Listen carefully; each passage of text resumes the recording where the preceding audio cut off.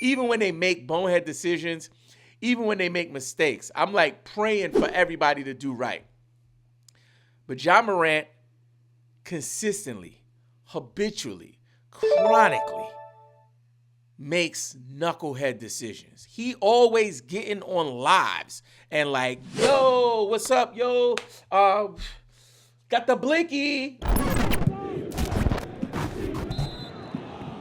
Here are the top 5 buy lows that you need to pay attention to for fantasy basketball. Jaylen Brown is not doing it and doing it well. Jaylen Brown is like kind of like underwhelming in terms of where fantasy managers had him going into this season. So he's the type of player that you can kind of include in a buy low offer to bring him back to the squad. I think these numbers will come up. He's in the same category right now at 54 for points leagues as Nikola Vucevic, Jaren Jackson, Miles Turner, Pascal Siakam, Cade Cunningham. And a lot of these players, if you think about it, are players that many have been saying they're having a rough start to the season, right? So,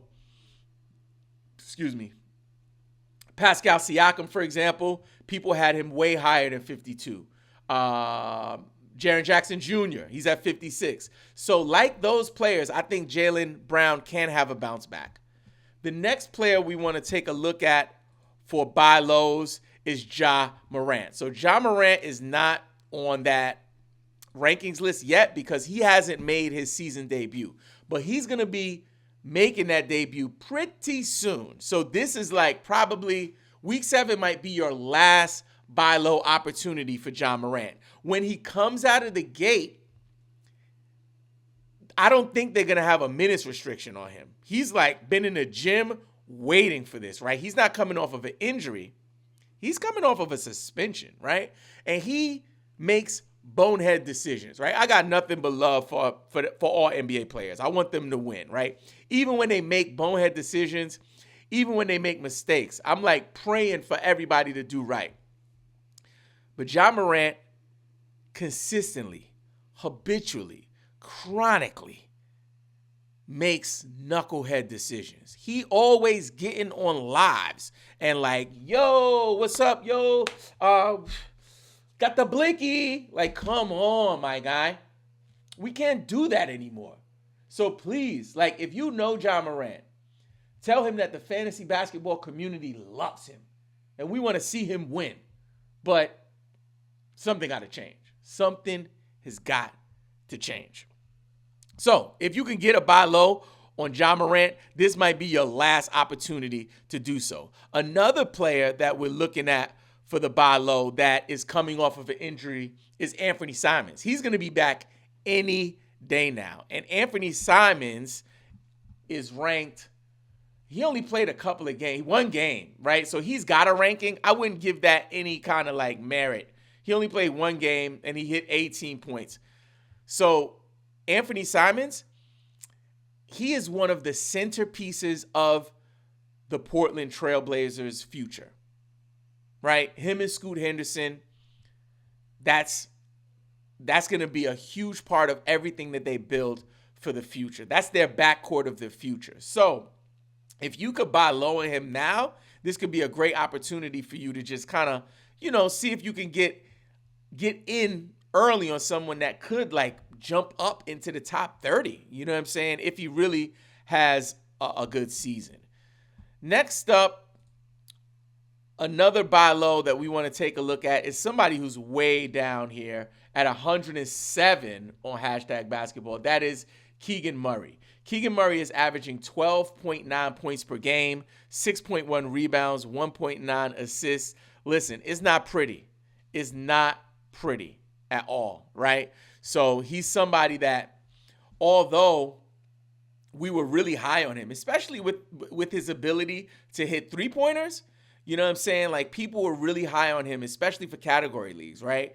He has underperformed, underwhelmed. He has not been cooking with hot grease. He is cooking with probably avocado oil or something like that. It's not good.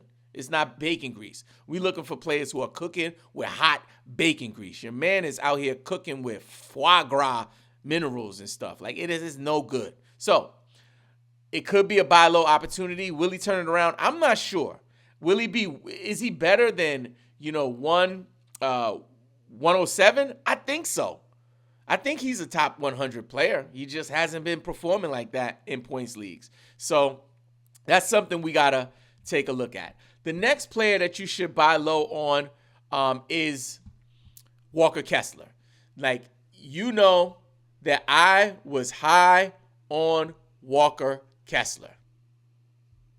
Like, if you have ever heard the sound of my voice, if you have, like, witnessed what we did in the offseason in preparation for this fantasy season, you know that I was on the hilltop telling people to get in on Walker Kessler.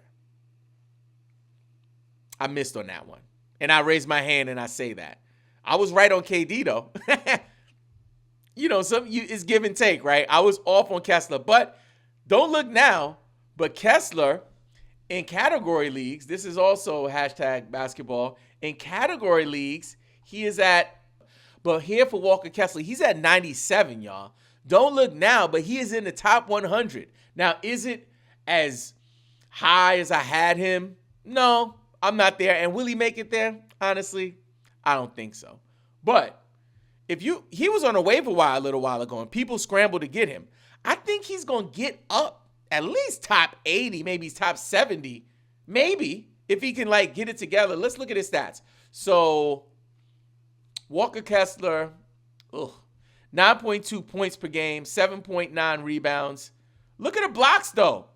2.5 blocks per game. That's what we expected from him. So if he could get these rebounds up and the points up to 10, maybe the rebounds up to 10, I think he'll be okay, So, like, buy low on Walker Kessler, man. Like, I don't give a shit Sue puppy. He's better than this. He's going to do better than this. So see what you can do to grab yourself some Walker Kessler.